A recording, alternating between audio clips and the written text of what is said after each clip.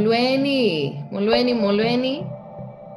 I am in the process of accepting people into the discussion or into the meeting room.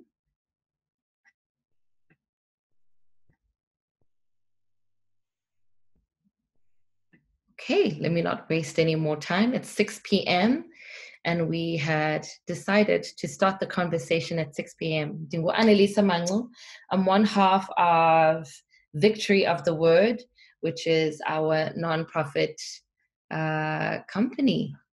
We are a fundraising and development platform that is committed to serving independent artists and the preservation of language, and both visual and written. So it is with pleasure to introduce Dr. Athambile Masola, who is our guest speaker. I'm not necessarily the best presenter, so I will do my best. But again, this is supposed to be a really organic conversation. I'm one half of Victory of the Word, along with Atipatra Rucha, who is my mentor and the CEO of our nonprofit company. Yeah, big conversations are going to be had today. Really revealing conversations are going to be had today. But I think more than anything, it's going to be a discussion that really prompts action within the community at large, within the community that we're trying to cultivate as Victory of the Word. So to not waste any more time, I'm going to formally introduce our guest speaker. Dr. Athambile Masola is a lecturer at the University of Pretoria English Department. She is a fellow at the Archive and Public Cultures at the University of Cape Town, founder of Asinakuthula Collective, which hosts the Mgqwetho annual lecture, which commemorates Charlotte Maxeke and Nontsiki Mgqwetho, and more broadly responds to the Black women's historiography. That word's tricky to pronounce. Anyways, this conversation is really important to Atina, and we really found it a necessity to bring her on board to really unpack the importance of language.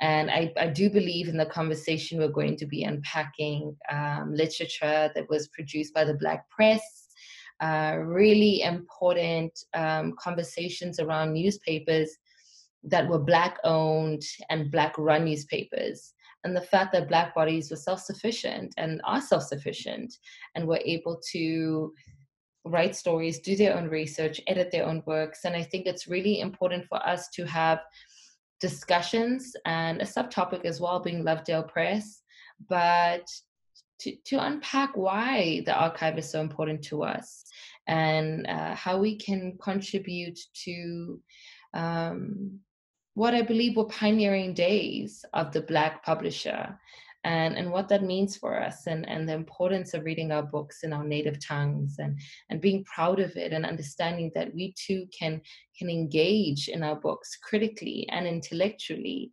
So I'm really excited to have Dr. Athambile Masola speak. Thank you so much for inviting me and being part of this community of people who are doing this work. Thank you for having us. Honestly, I know you were having back-to-back meetings, I think the whole day. So the fact that you were able to make time for us is much appreciated. So I think we want to get straight to it, and just ask you questions around, the fact that you have your PhD. What is the importance of academia? What is your role within the community of academia? And please tell us about your dissertation a little, if you can. Sure. I'll start with telling you about my dissertation because that's the easier part. Yeah. So umsebenzi wami was looking at incwadi zika Noni Jabavu, the Oka people, and drawn in color. And I was looking at them in relation to Sisonke Msimang's work, Always Another Country. And into bendizamuyenza kukujonga indlela uNoni Jabavu noSisonke Msimang look at the ideas of home, exile, and transnationalism. So how do they relate? Questions of belonging. So Bobabini have got a different relationship with South Africa as home, and the kind of different iterations of how we understand home. And then exile, Ukba Pandle, they're both in exile in different ways. Or Sisong is born in exile, but Mamnoni is kind of, it's a self-exile of a sort. So kind of trying to tease out questions of being a pariah and Ukbanga Pandle. And then transnationalism, this idea of both of them lived all over the world. And so I was interested in how these Black women are using life writing, writing themselves into the narrative of the state, of Isizwe, as a way of thinking about who they are and what nation is, and what Isizwe is, and the two are not actually interchangeable. So that's what the work was. And I guess it was my entry point into academia, which is to your second question. I mean, I won't go into the numbers, but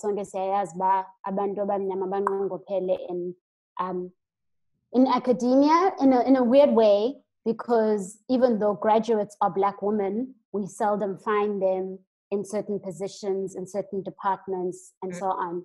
So my background that led me to academia, I was in education. I was a high school teacher. I taught English. And then I came back into academia to do my PhD. And I started off in the education faculty first and moved to the humanities faculty. And now I kind of straddle Isingesi in a very weird way, because I don't think of myself as an English lecturer. I am a lecturer who happens to use more than one languages, but I happen to be located in the English department. But I'm transitioning into the historical studies department and kind of doing work with archives and public culture. So umsebenzi wam, I guess, is also thinking about this question of history. So I found myself in Black historiography in Dr. Nomathamsanqa Tisani, who the first seminar that I did about Noni Jabavu, she asked me a question. She was like, there was a comment that has kind of fueled the rest of my work, where she said, well, in order to understand Noni Jabavu, you have to understand her mother. But in a sense, in understanding her mother, I'm understanding her mothers. And so I'm led to the world of all the women who come before Unoni Jabavu, because we want to see Unoni Jabavu as a pioneer. But she comes from a situatedness. She comes from a family. She comes from a community. She comes from a particular social milieu.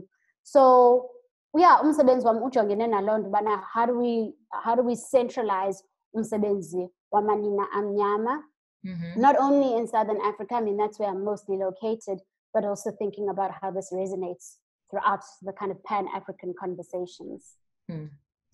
You mentioned something about language, and you don't identify as an English teacher. You identify as a teacher of language, but kind of alternates between English and Xhosa. And one of our missions or our pillars is language. It's language, it's dignity, it's sustainability. This idea that it is our job as cultural workers, as art practitioners, as academics, as Black bodies, to further the discussions around language. And I think that just touches base on, the Black press. What is the Black press? It's Black founded, Black owned, Black run. And this idea that our books, our literature is overshadowed by the Western lens. Can you unpack the importance for me of revisiting the Black press in that context, or rather in relation to the idea that you are someone who alternates between prioritizing Xhosa as a language that needs to be studied and understood, but at the same time, formally and rather your profession is to teach English? Yeah, I mean, I guess it's like both a personal and an intellectual and kind of political positioning that I've decided to occupy, because it's not a point of crisis. I think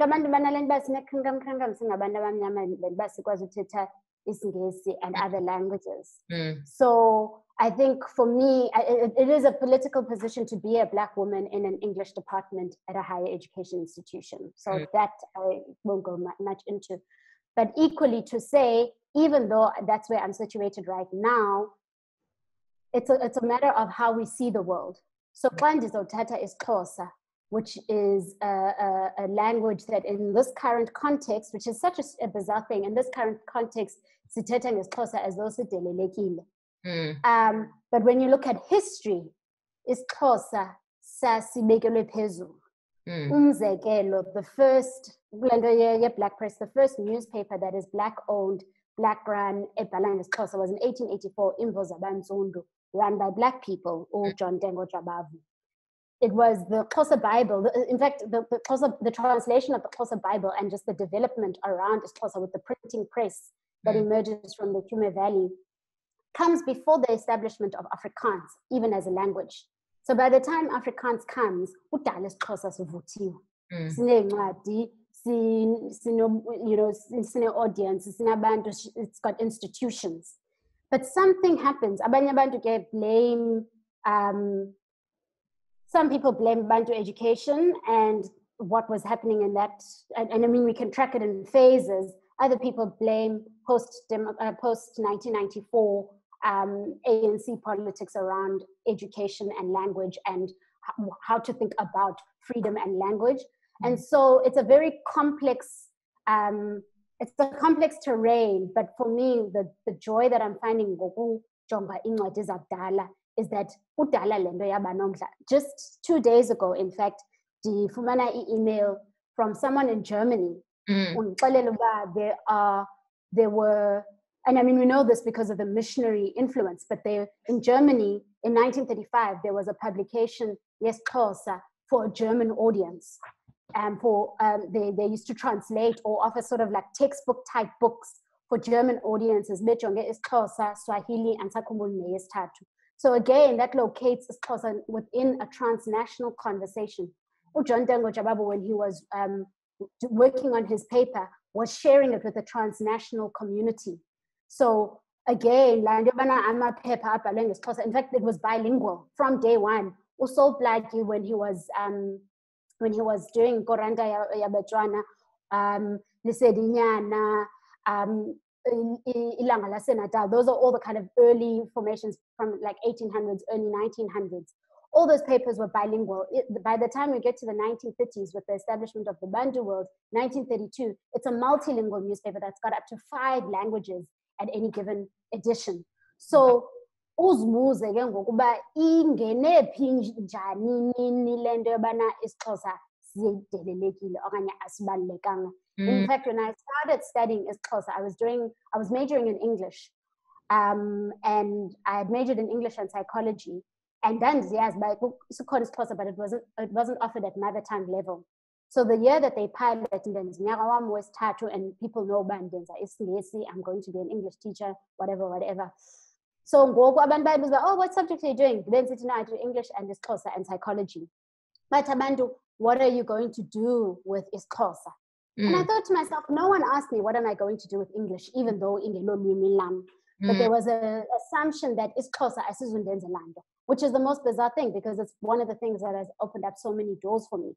And so there's this paradox in a sense that ivelaphi le crisis, and I mean we can unpack bana ivelaphi, because I think it's a manipulation of not only legacy but also of how we understand ourselves in abantu abamnyama. Is that xa ungumntu othetha isiNgesi nesiXhosa, it's not so much that ufuna uba ngumlungu, although those politics are there, and indlela esikhuliswe ngayo emakhaya, we've all got stories about mama bethu bafuna sikhumshe. My mother, thankfully, ndancedwa nguye, in fact, and she just insisted and flat out refused ukuthetha isiNgesi nami endlini.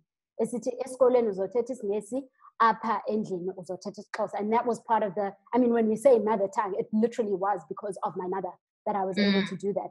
So it's given me such a richness in terms of even thinking about thinking about isiNgesi through isiXhosa, which is something that I'm doing more and more of in the work that I'm doing. Wow, that's incredible. We do all have those kinds of stories. I remember for the first 4 years of my life, I spoke isiXhosa fluently. And I think I told you this before we went live. We had a discussion, and she said to me, Anelisa, if you want to be successful, you have to learn English. In order to empower yourself, you have to learn English. It is your armor. And I guess when you come from when you're living with Umtu who has suffered under the apartheid regime, there's a certain shift in their thinking. And so anything that seems positive and light and something that seems that it'll create a pathway for generations to come is very much aligned with Isingesi, very much aligned with Eurocentric ideas. And so then it became the conditioning, itala now, you know, and then it kind of expands at that age. And then you find yourself in a position where you're not as empowered in your language as you should be. And that's where the problem really begins. And then you begin to understand. I mean, you even see it in high school. I remember in my high school, the English class was so big. And it didn't matter who was in the class, how many kids were in the class. But our class is Xhosa. It was narrow, it was tiny. You can even see the conditioning there. The fact that the room was dark, there was not enough light. We didn't have enough resources, enough posters.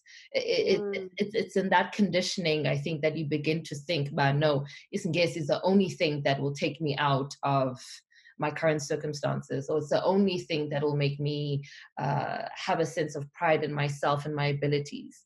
Even to the point where abantwana basisikole and struggle applying for university because sometimes there's a language barrier. And that's why abantwana bethu who maybe don't go to these somewhat Model C schools struggle so much, even with the application process, to get into these universities. It's not a matter of intelligence, it's just a matter of access and language. And speaking about language, no, I just wanted to add to that. I think about the lies with isikolo, and I'm going to particularly, we can pick on these as isikolo zabelungu, is one of the things that they do is they tell you that akho zincwadi zesiXhosa, right? So you'll walk into a library esikolweni and ungaziboni incwadi zesiXhosa. And the biggest shock of it was a literal existential crisis, was discovering the breadth of literature yesiXhosa. Abantu abafunde kwizikolo zabantu abamnyama will have a different experience, of course, because bakhule bezazi. And so for me, it was this weird cognitive dissonance. All of a sudden ndimdala, but all of a sudden kungona ndifunda ukwezombindo zitsitsa umzekelo at my ripe old age. And I think, and maybe I should mention that it was also through the church tradition, because at least ndifunde ukwazi ndiye ndakwazi ufunda isiXhosa ngenxa yokufunda iBhayibhile ecaweni namaculo nobhedesho and all those things.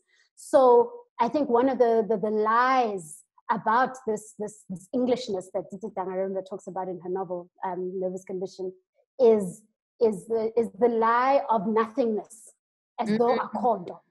Whereas this thing, I mean, obviously stretches far longer than we've been around. If we look at abantu base Rwanda and East Africa and the similarities in some of the languages that we use to where we are right now. So for me, it's like the geographic expanse, but also the time, space expanse, and the intellectual expanse as well. And the labor that went into making sure that namhlanje ngo-2021 ndiyakwazi ukufunda incwadi Soka away by 18 something.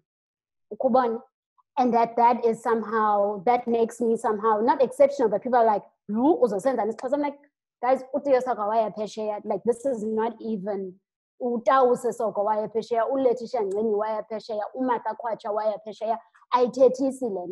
it's also this kind of strange lapse in how we remember these things, that these battles have already been won. And so 2021, why are we still fighting battles from 1900, battles that Nonsis and Kweto fought? You know, so that's also part of the frustration of this work, is that we're fighting battles that have already been won. You mentioned the labor that goes into it. Can you unpack that for me? Oh my gosh, the labor. I'm actually going to show it in the form of books that I have next to me. So this is like but one part of that labor. Yeah. We could talk about the labor of Labdale Press. So these books, they come in like volumes of, I don't know how many. I don't know if people have seen these books. They're called the Upland series. Can you just show it to the screen just for a little bit longer? Like 5 seconds. It's called the Upland series, but we can unpack what that means. And I know this is being recorded and I don't want to make enemies since I've been in Upland. Who worked with Professor Maseko, who's at NMU, Otatu Kuse, or abantu abancedisayo bamakaguqulele, where he basically took the work of all these people, William Qoba, Solilo, and compiles them into books. This is one fraction of the work. But the other fraction of the work are the tomes and tomes and tomes of newspapers on this archive called the African Newspaper Archive that is behind a paywall that I can only access because I am at the university, or I use my friend's login details who's also at a university. We can talk about that politics. That is sitting there that people, I mean, there's a beautiful way in which Professor Pamukona describes this labor, where she says, these newspapers, because what this collection that I've just shown are basically collections that have been extracted from the newspaper. So if William Qoba wrote 5 essays over 3 weeks in Iskidimi Samaxhosa, then you kind of pick out those essays and you compile them into a book. But what is in that newspaper is what Prof. Mokoena describes as an encyclopedia of Black people's lives, where people are writing about imipanga, while people are writing recipes, people are writing histories, people are writing essays, people are writing izaziso, people, I mean, announcements about Bano Pasileyo, in the Bantu world, to the point where it's the social pages, uzbani, uyo visitor, umakhulu wakhe, usuke Hammanskraal, wayesoweto, uyobona umakhulu bakhe, njalo njalo. It's a whole, like, it's an archive of Black life in a sense. And so that's the labor, is that people sat down, and in fact, a lot of these people were not being paid to do this work. Also, Blakey, the painstaking work of going to ezilalini eyoqokelela amagama so that kubekho isigama sesiTswana when he puts together a dictionary yesiTswana, so that aphikisane nabantu abahlele eLondon abazixelele uba ngabo abantu abazokwenza i-dictionary yesiTswana. Athi umsebenzi wethu sizowenza. The work of going out and talking to people, it's an incredible amount of labor for people who had very little. And I know we don't want to, beat that kind of horse about, you guys have so much, but you do so little. You know? But the fact is, these people had bebefukuza, as Umalanga Mkhize said in her lecture last year, which was describing John Dube and his work with Ilanga and Ohlanga. And that's the way you describe the work. They were hustlers. You can't explain how it is, or appears in the newspapers. What did she have to do to kind of wrestle herself from Abantu Batu to find herself and write for such a consistent period of time of almost 10 years as a Black woman in the 1920s in order to get published. So that for me is labor. She was hustling to make sure that her voice gets in. There are countless examples. The editing, the putting together, the artisanal work. And I think that's part of when I do this work, is that goodness, basebenza ababantu, So ngubani mina xa ndine-PhD nale mfundo ndinayo ndingakwazi ukongeza kule nto bayenzileyo okanye ukuphuhlisa le nto bayenzileyo, kuye kuxokwa, because kuyaxokwa kuthiwa asinanto in our lifetime. So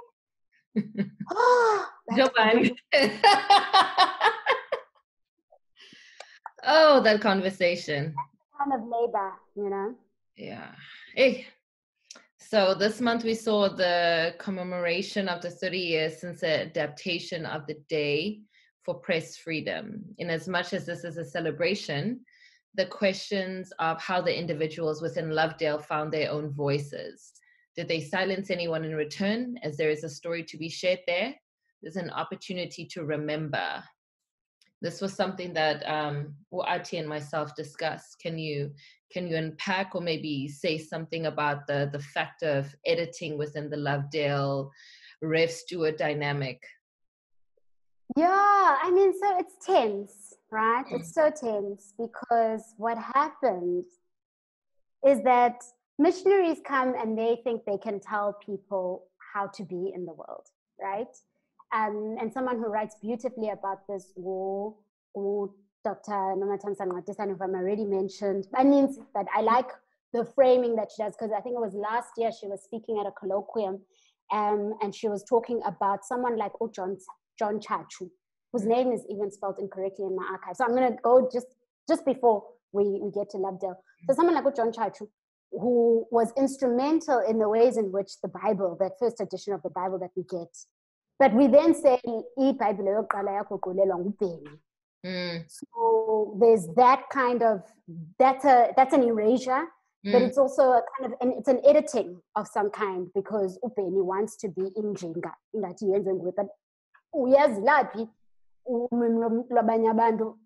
to the point where you come on, I mean, get closer. Ufika, whatever, 10 or whatever it was, so there's that dynamic where you start seeing this kind of manipulation. And I mean, just before I came here, there was a seminar where someone was talking about this exact thing, of people taking Black people's writing, of white people taking Black people's writing, so by the time you get to Lovedale, there's an established tradition,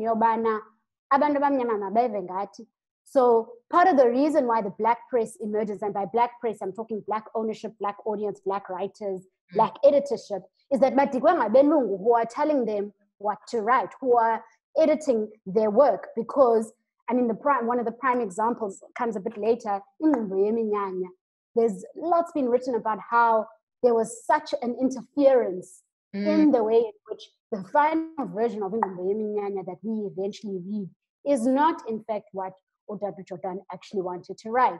And there are many other examples, because Lando yenza nguTiyo Soka, for example, was quite revolutionary in the sense that YSCT, no, inhlalo yakaXhosa ithi uyakwazi ukuxuba nesi singesi sifikayo onzikana baninzi, and so you kind of get these blips, these moments of disruption where people want to write about onzikana and Libengos and a lovely collection of that.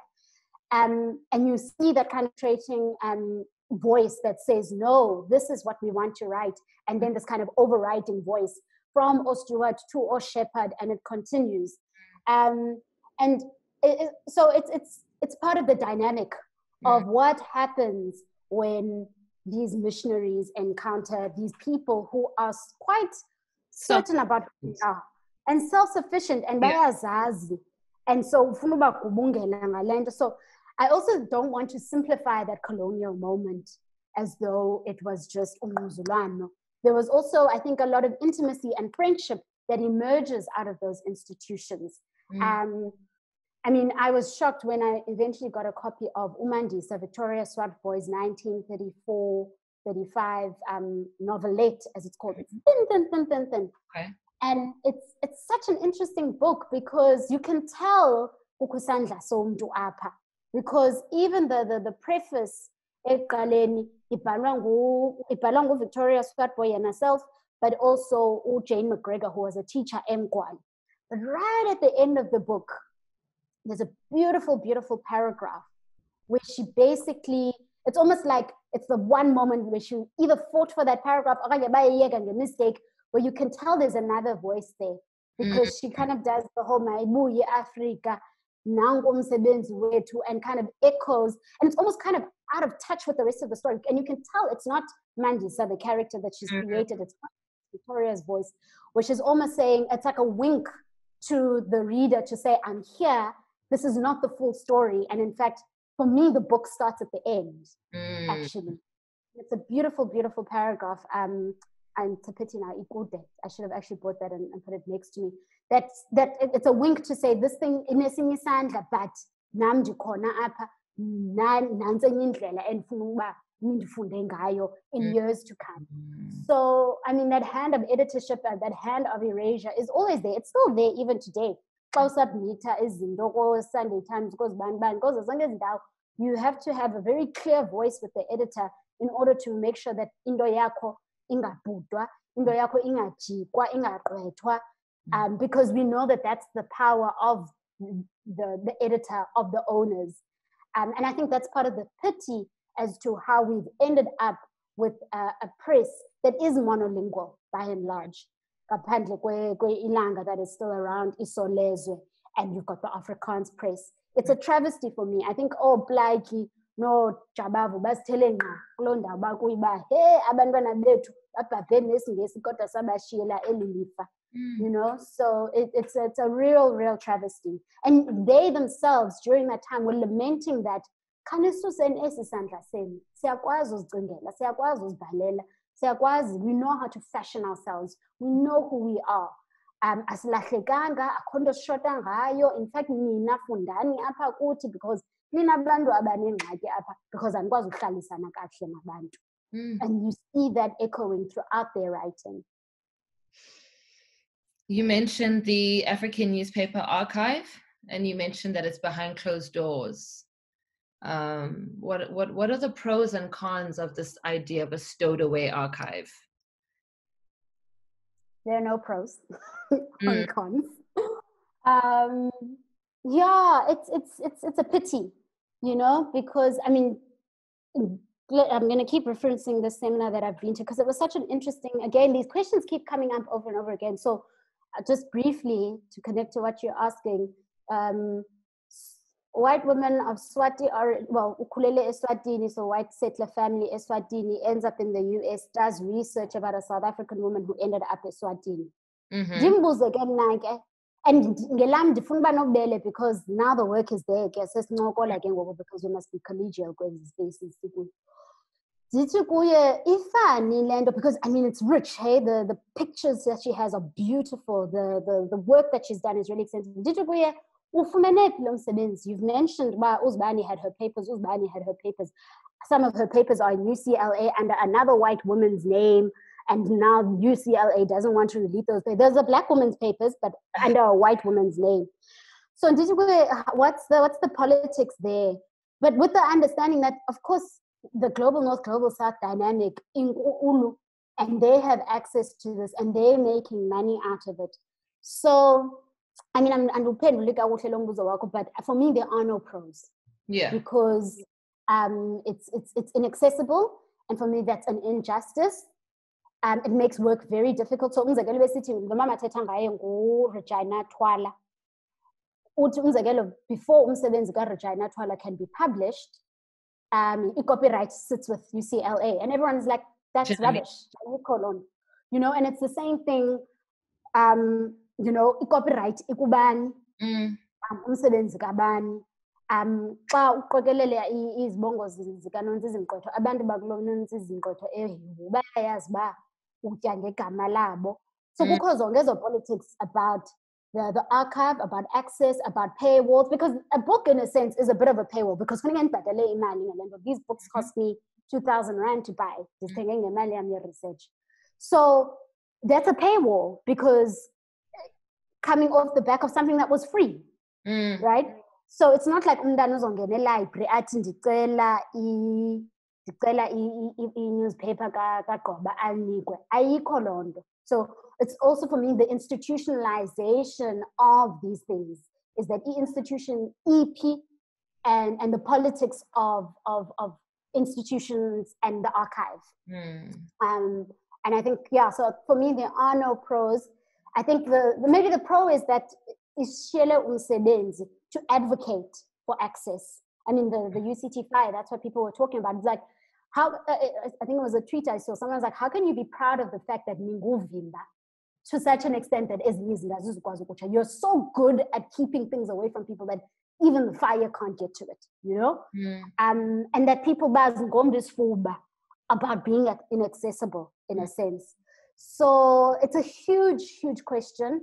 But I don't think it can be rescued from digitization. Sorry. No.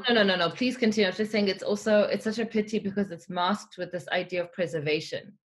We're preserving Isnwati. We're preserving the dictionary. We're preserving the newspapers. We're preserving because we don't have many copies, and it is such an important and unique piece of our history. So we have to hide it.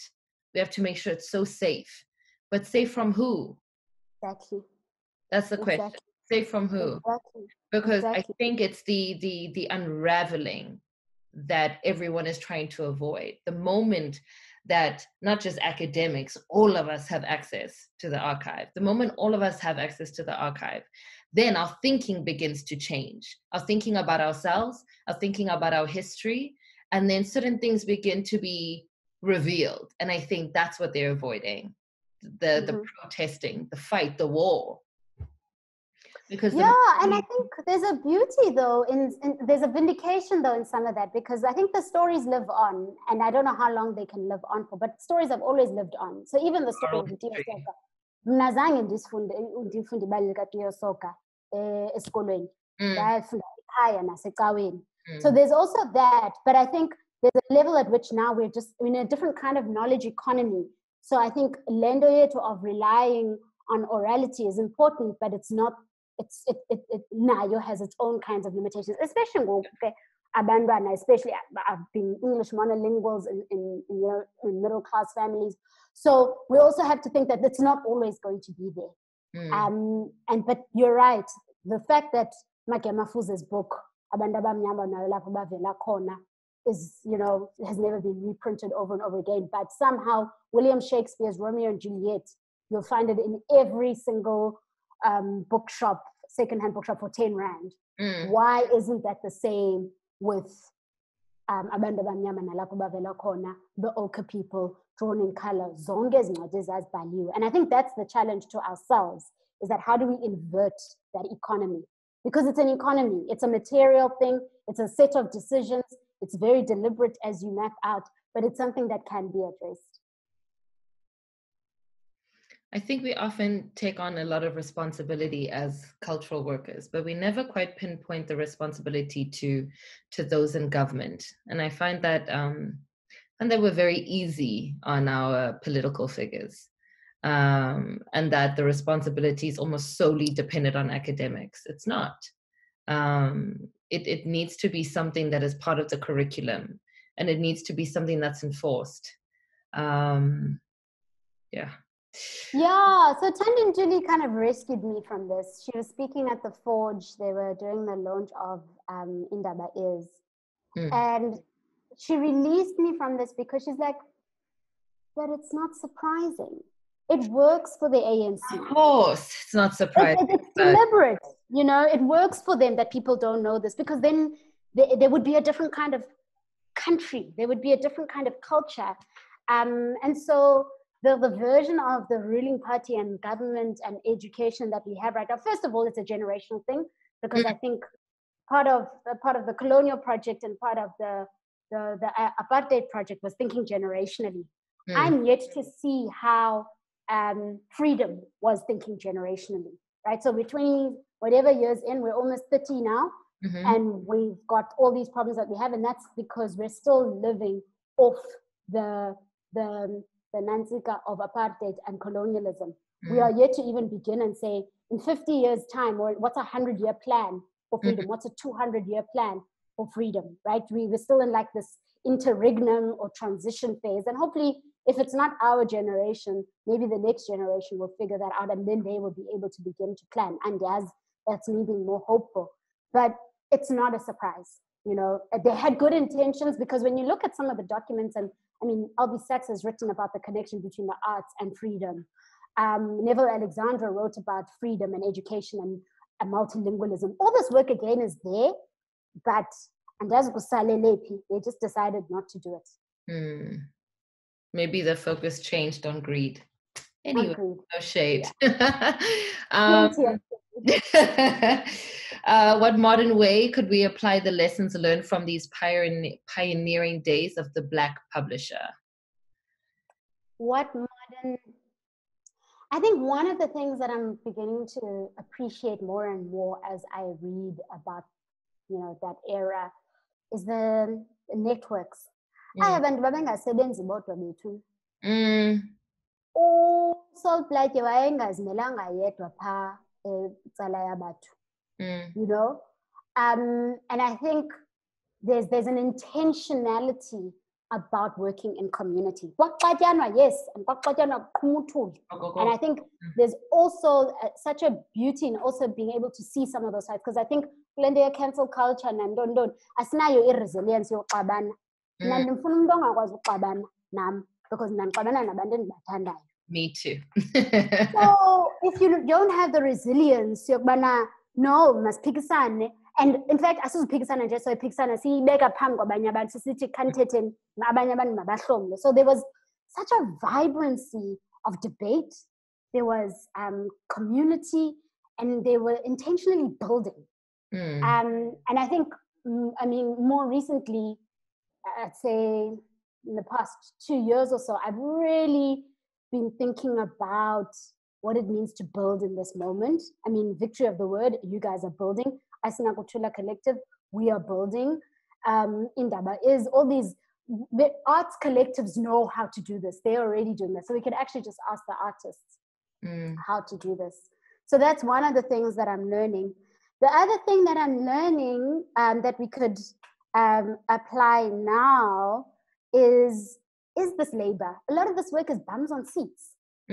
So one of the things I was chatting to a colleague of mine is, or I don't know if she's actually here, she said she was going to come, is my vision, partly as Asinakutula, but also someone in the academy, is to have, you can do the research chairs. I want a research chair for African newspaper and Dondon. Dibene master's students, dibene PhD students, dibene postdocs. And we're just this community of people, and all we're doing is just like bouncing between the past and the present, and just like time traveling between the past and the present, and writing about this stuff, because there's no amount, assured in terms of the content that we can look through and work through and all of that. But for me, it's the bums on seats. It's a Bible verse. The field is plenty, but abasebenzi bambalwa. Okanye isivuno sinintsi kodwa abasebenzi bambalwa. That's been my kind of anxiety. But I see that there's some questions that people are throwing at us as well. We will, I see a lot of interaction.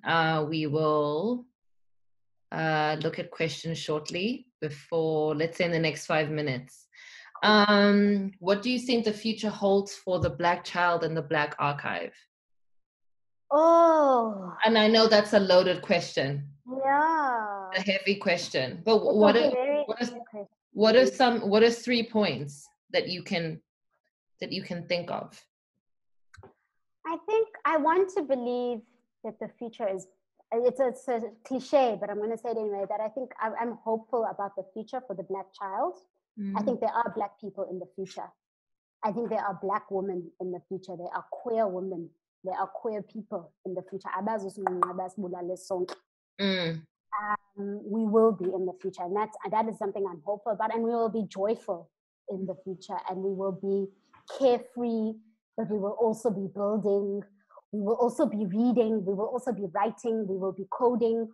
We will be in the future. And whatever that looks like. And I think I take such courage. Over the weekend, Funda, the essays about people writing about Unsikana. And I was so warmed by the fact that people so that I can have access to their interpretation of what Unsikana was going through. Because, I mean, Unsikana is the first prophet in a sense, who was like, Ilula lendo, mastandaze, but maspilo bombetu, in a sense. So there's a lot of complexity, but also there's a real simplicity to being Black in the world in the future. And I think I look forward to being in the future. I have every intention of being in the future. And I say this also in a context where people are dying every day, Siva, imipanga. And so I think I have to believe that there is a future. Otherwise, I'm just going to not get out of bed and watch Netflix. So, no, I'm still excited. And a community-driven future. A community-driven. There can only be a community. There's no capitalist future in the way of just rabid individualism. If that's the case. So it's a community-based future. So it's actually iterative. So when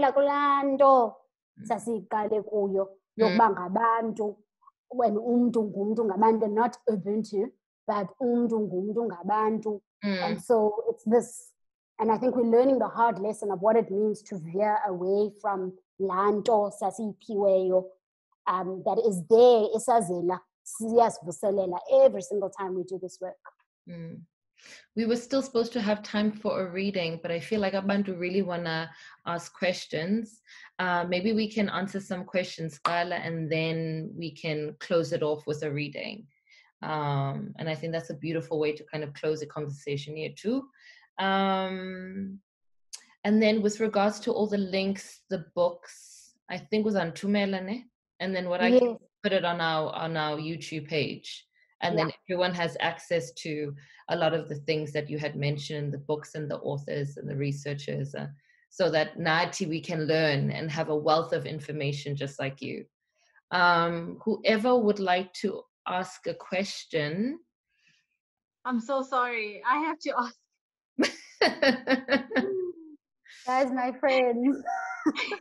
When Athambile and Nkosi Sisi, I just want to say to the two of you ladies, your Ingondo Yamu is doing this and it's spinning wheels, and that's why I'm like, I need to call up because I need to get and I made a few notes because Athambile, I love being your friend. I have to stop calling you Athambile and be like Dr. Athambile. But I love being your friend because I've seen your evolution and outdinwa. One of the things about me is ndiyadinwa, guys. And I'm a linguist by profession. I'm shout out to the Middle East. I'm in the Middle East, and it is a journey. So where I live, linguistically, it's Swahili and Arabic. And when I first came here, I was like, and intersectionally, I'm also British. So I'm British, and then I'm studying Arabic and English. So one of the things you guys said was the lie. And I remember reading Nervous Conditions and being like, hey, Utangaremba is spot on here, because there is English will get you to where you need to be. And now I ate that lie up. I gobbled it up like Goldilocks. It was warm, it was hot, it was cold, and it put food on the table, because now I want to talk about the metaphor and the simile, and I want to discuss onomatopoeia and blah, blah, blah. But when people say to me, and often I meet a lot of expats, because living as an expat, I meet a lot of expats who are like, don't worry about your mother tongue. And I'm like, but that's a betrayal. My first day in Saudi, a colleague, a very kind colleague, which is what Dr. Athambile was talking about when you said, Uba, we have to be friendly in these streets, because Sonja, we're in the same boat kind of thing. So, we've got to be collegial and everything. And a friend of mine pulled me to the side and said, don't say, Uba, you're South African. Just say you're British. Don't say you speak Xhosa. Say you speak English as a native. You're a native English speaker. So then the dance becomes, how do I monitor my intersectionality? This is my question. How do I monitor my intersectionality? Crenshaw has, helped with this. How do I monitor my linguistic intersectionality and put food on the table? And how do I also, apply the fact that we do have a lingua franca globally? I have to position myself in a way that is mindful of the fact that there is a lingua franca, and I can't just pretend like there isn't. So I can show my interest in phonetics, and I can show my interest in Isingesi, but ultimately, really, was it a lie? Uba Isingesi is the ultimate, when my reality is that actually Isingesi puts food on the table. A lot of questions. I think you understand my question. And I love you for doing what you do. It helps my research. It also helps me become the person that I am. And I'm going to mute myself. But I was like, Do you want me to answer Skose as well as Uskumbuzo in the chats? Is that okay, Anelisa? Yes. So, Buzo, do you want? Sorry, Athambile. Buzo, do you want to speak, or are you okay with your questions being in the chat section? Okay with my questions being. Yeah. I don't want to speak. Okay. Thank you. So Skose, I mean, what we're going to be writing about you one day. And I say that quite deliberately because there's something interesting about what you're doing, but there's a tradition of women who've done what you're doing. So there's stories of Ellen Kumlangozwana moving to Uganda and finding life there. You know, Xhosa women, lots of Xhosa women married in East Africa at some point in the 40s and 50s. Lillian Chabalala stayed in America for 18 years and then came back to South Africa to establish Daughters of Africa. Sibusisiwe Makhanya went abroad to the US and came back to South Africa. So your story is, you're not the first woman to experience this intersection and this dance that you constantly have to do. And I think on the one hand, you don't have to hide yourself, you know? China betuna, China. That's all I'm going to say, you know? Do what you need to do to be you in all of these spaces. And I think the idea of the lingua franca is being disrupted more and more and more, you know? So I think multiplicity for me is where it's at. The fact that you speak Arabic and you've got access to Swahili and you speak Xhosa and Isingesi, you're a unicorn, you know? But you're also the norm in a sense because monolingualism is a farce. It's a lie. Monolingualism is not true, you know? The average person in the world speaks more than one language. So this obsession is really and truly, I feel like it's something that our generation, we just need to put this one to bed so that Abantwana Bethu don't have to deal with this one. So I love your story, and I think keep doing those navigations and write about those things, because I think we're going to write about you when we talk about transnational women who were British in the Middle East and then came back to South Africa, because this is because yes. Skhumbuzo, your questions again, because this thing is recorded, but you're right. White women's invisible hands, exactly that. I mean, I love Joel's work, the seminar that I just went to. I love Megan Healy Clancy's work, and every discipline has their people.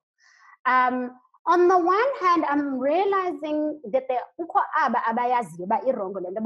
and granted, we can't always rely on goodwill, and I come from that generation. As much as there's just certain things, so when people want to work with us, they will work with us. When people want to become extinct by not sharing the living and the archives and the collections that you're talking about, but who are doing the work of sharing and sharing and guys in this moment, and I mean that in the way that I mean it in, is that they really need to think about how they are going to be in this moment, but also in the future. So I'm seeing a lot of work. I know that not all disciplines are the same, but abakhona abantu who are doing the work of unhogging and unstealing those collections. And I think the provenance of the Black press as a living archive, I think quite spiritual about how the Black press has survived, and if I'm talking about it today. And I think because some of it is just so prophetic, it is going to survive, you know, with or without us. I think there's something there that will make it survive, because I think it also came from such a moment of bloodshed.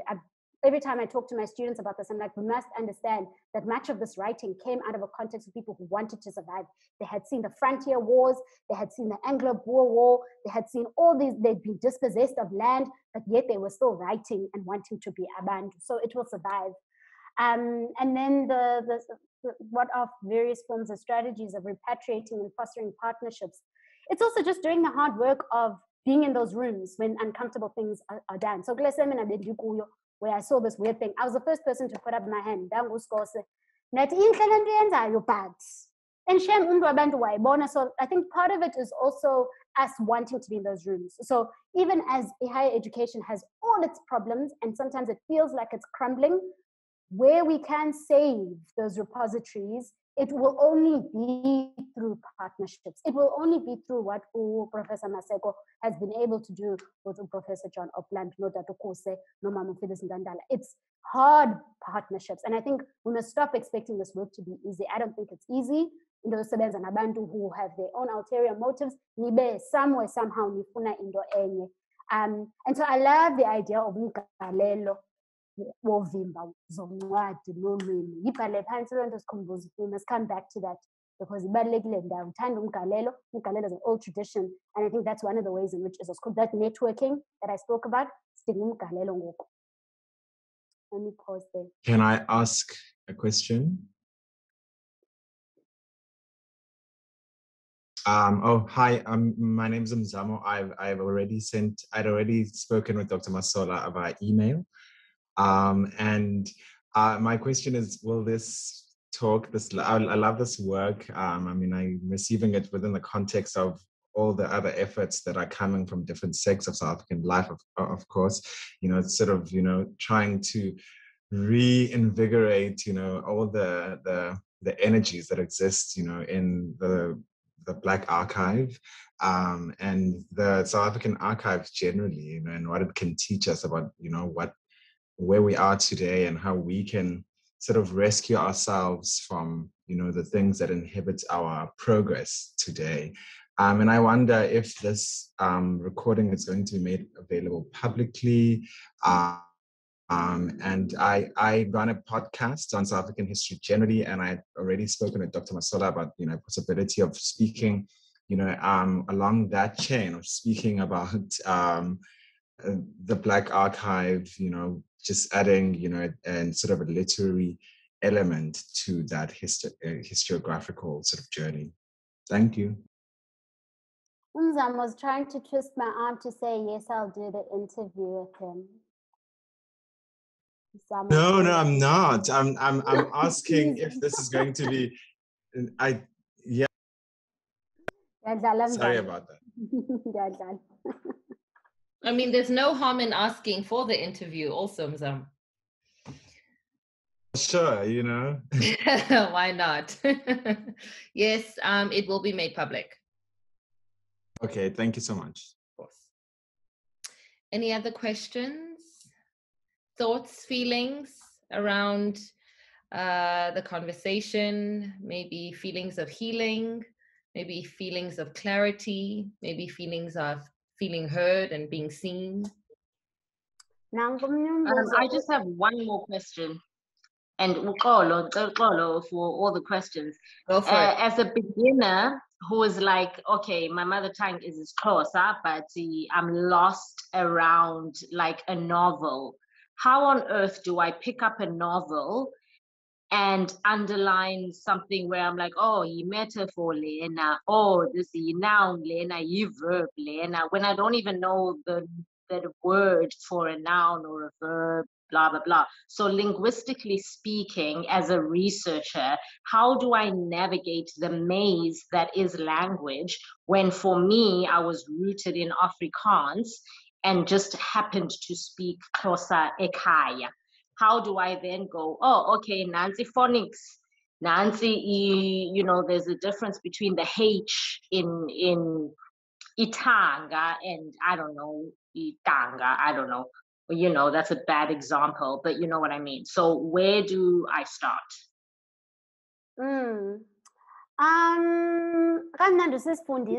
So I can send you stuff that's like on the one hand, but I think it's also, there are various models, and maybe just develop a model that works for yourself. Another thing, radio helped a lot. Reading regularly, actually. So any language, this, any language that you need to learn, and it's like building a muscle. So njengoba ujoga, think of builder isiXhosa sakho in the same ways in which you can't go a week ungayanga uyobaleka, and also viska uyobaleka 10K, So build your steps. I can send you stuff, I can point you to some resources, but it's about building that repository for yourself. And yeah, we can have that chat longer. But I think also you're speaking to a lack of resources in some of this area that speaks to the now. And I think, again, bums on seats, we must create those resources that speak to us. Someone like most mothers I know who end up being writers of children's books, they wrote because that whole Toni Morrison thing. I wrote the book that I wanted to read. So create the resources that you want able to use for yourself. And before you know it, you've built a repository of things that you can build. There's just another question, and I think Ati meant to send it to everyone, but she says, in what ways has your journey of the press shed light into your death of Ukuzilanda? Oh my gosh, it's everything. So even that idea, I've always been haunted by Lando because Tute. And then so part of Lando Landa is that I like being able to like of all these writers, Landa, and to also locate myself within a tradition that is longer than the tradition and which is partly the church tradition, the prophetic tradition, and the sort of oral tradition, and the newspaper tradition. So it's very much at the heart of how I understand it's the cyclical thing. I think because I'm never going to get to a particular destination, and Uzlanda allows you to an iterative, and you keep going back and you add names because we think iziduko zethu are finite. Ndingaske ndivuke ngomso ndixele uba namhlanje ndizoba ngumamgcina uTyopho uXhamela ndizifakele namanye amagama, because that is how I'm refashioning myself. So Ukuzilanda is not a static process, it's something that's very dynamic. So it's very much at the heart of, and that there's always an endlessness. I mean, just today I didn't know about this woman Regina Twala, the seminar that I went to. So every day I'm discovering someone new, and not to see that as a place of loss, but to see that from a place of growth, and that there's always one, that in fact these people want us to know about them. It's almost like they're calling us from wherever they are and saying, keep doing the work, because I think that's also part of like, there's a propheticness to, and I don't know, this is not a developed thought, but I'm going to share it anyway to sound weird, but there's a propheticness to some of the ways in which writing, and it's not just writing, it's like what William Gobat does, for example, he commits to paper amabale amapheko, and then those are now in a different version. In 10 years' time, it will be, so it's also like that palimpsesting of what the archive does, is that we move from this thing, and then we added another thing, and then we added another technology, and then we added another technology. So that also kind of, it's an image of Ukuzilanda for me. It's iterative.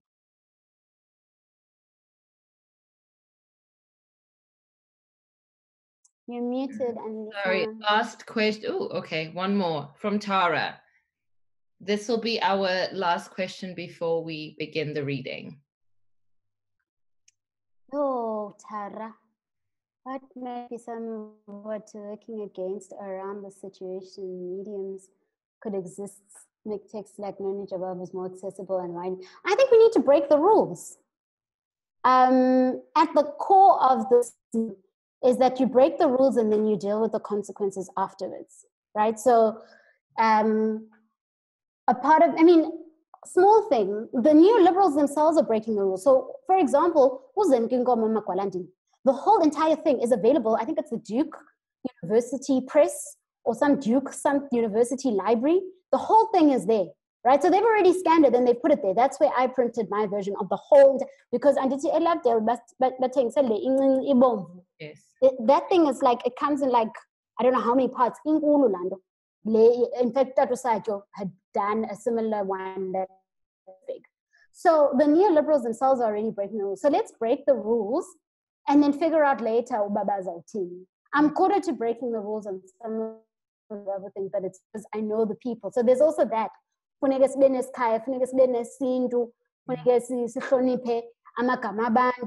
So I want to break the rules, but I'm also aware who abides by the rules. So it's that tension. But where we can break the rules, I think we must. And one of the ways, the biggest ways of breaking this neoliberal nature is la migalelo that Oskhumbuzo was talking about. We break the power of these institutions by establishing alternative institutions. They can't be the be all and the end all. So when Natara, when you do your research, how are you going to make it accessible to the people that you're talking to? But also, I mean, right now, my thing that I'm really excited about, I'm turning everything into a children's book. I've decided. Like, if I see something cool, I'm like, right, how do 8-year-olds engage with this? Because we're also just not thinking about 8-year-olds and 10-year-olds. So I'm also thinking about that, you know, and is that like a research part, you know, when I turn my PhD into a children's book? Not that I'm planning to do that, but I've done versions of it. So yeah, there are many, many ways. And we should keep chatting, Tara.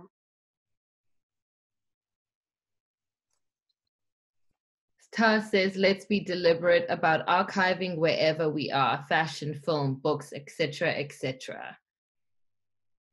Most definitely.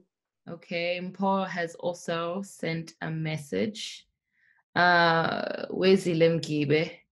Nangama China, when she said that, it's quite interesting to finally have my ears in, out in the open, out loud conversations I so chronically needed way before, and as just about delinquent students at the madness that was Rhodes University, and that was 14, 17 years ago.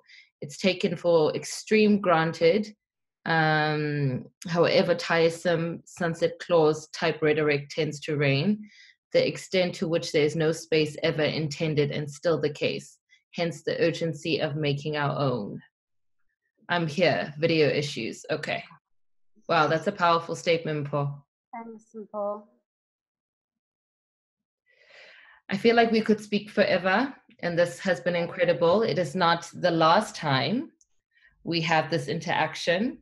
But perhaps you could read something for us before we close off.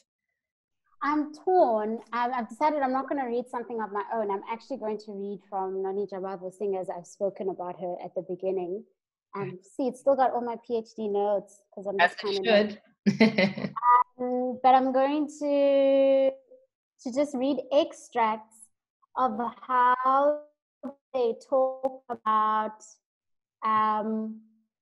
whom they're referring to as Usis Daisy, who was Daisy Majombuzi, who was said to be the first woman to be a journalist at Imvo Zabamsondo in 1884. And the reason why she ended up there is because she had gotten matric, she had wanted to be a mathematician or kind of study further and do maths, but didn't have the ability to do so. So Dadake Elijah Magiwane was friends with John Dengo, and John Dengo was like, I certain don't be as a student and that's how they tell me, in my head at least.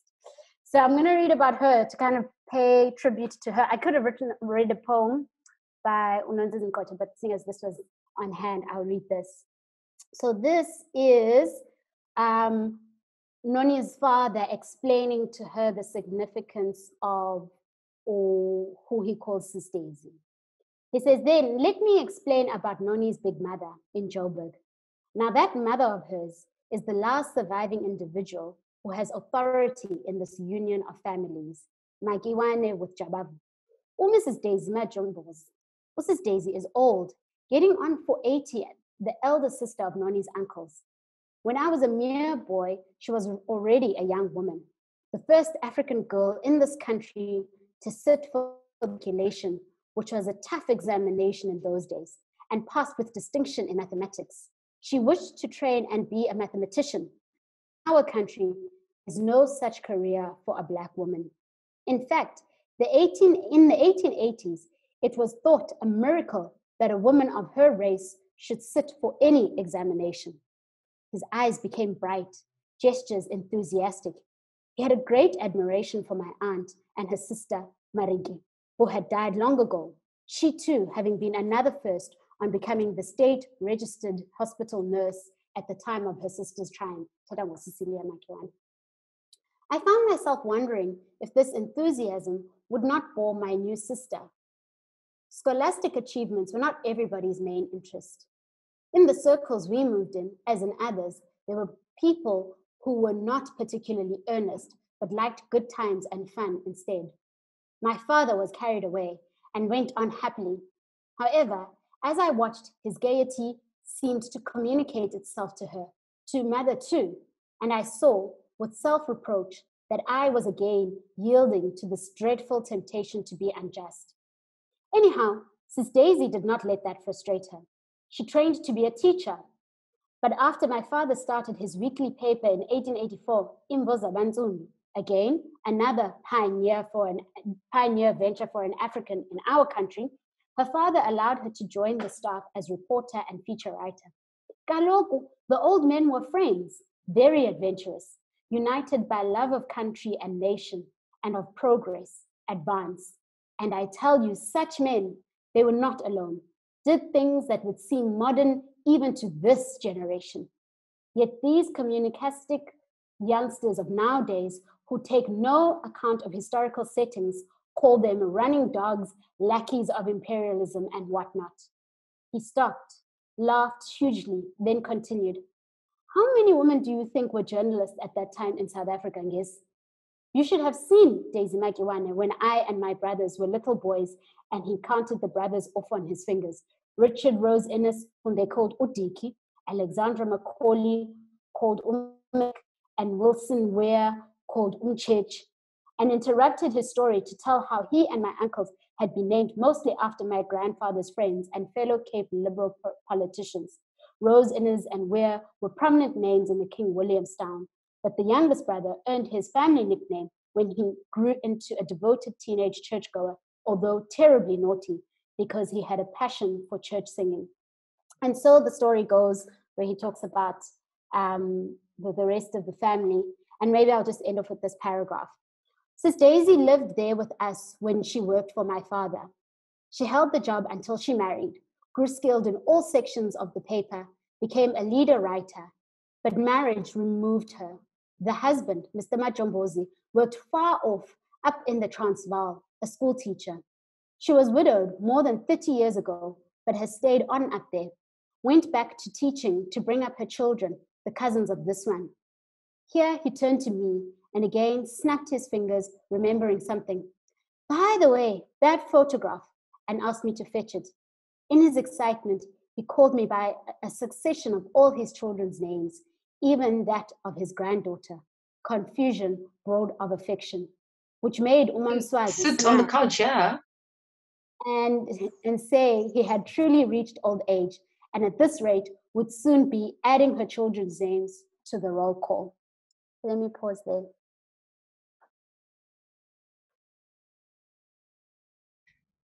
Thank you so much for your time and your energy and your knowledge. It's a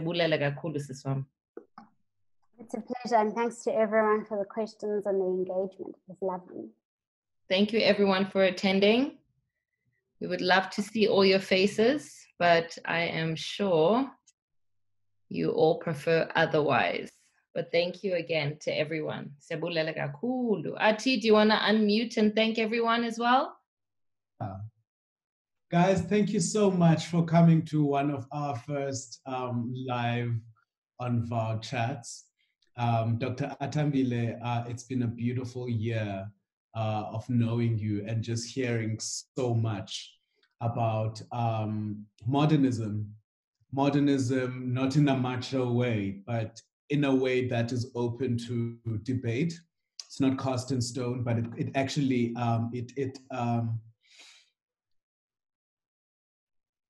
it invites us to want to find out more and more and more and more, as you were saying, that it's unraveling.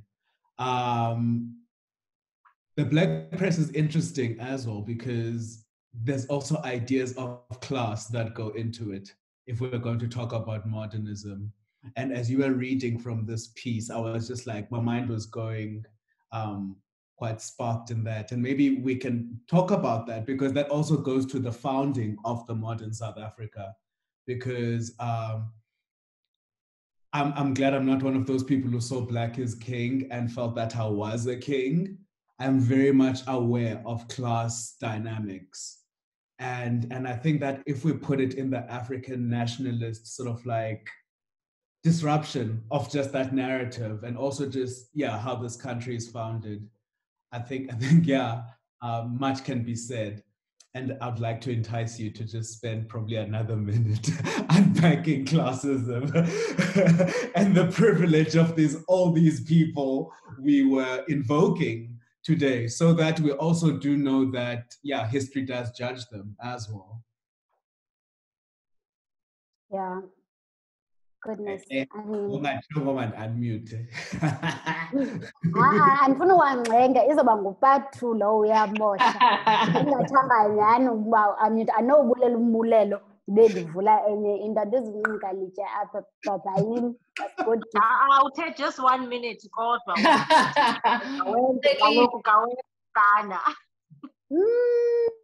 I mean, of course, it's all there.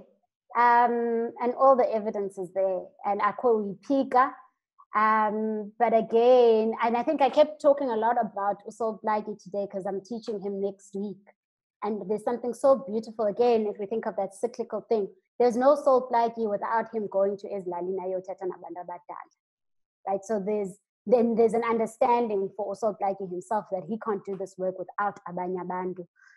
So yes, the class is there, but I think it's also far more nebulous and far more precarious than the very rigid lines that we now have in terms of thinking about who the elites are, who the intelligents are. I hate all those words, but they sometimes capture some of that complexity. So I think it's more complex. Even this idea of class, I think when we distill it down to how people were building communities, we'll see something else. I was talking about this with my students just earlier. So yeah, I see it means.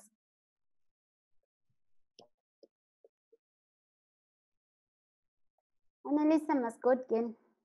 Masola, sis. Thank you, everyone. Bye.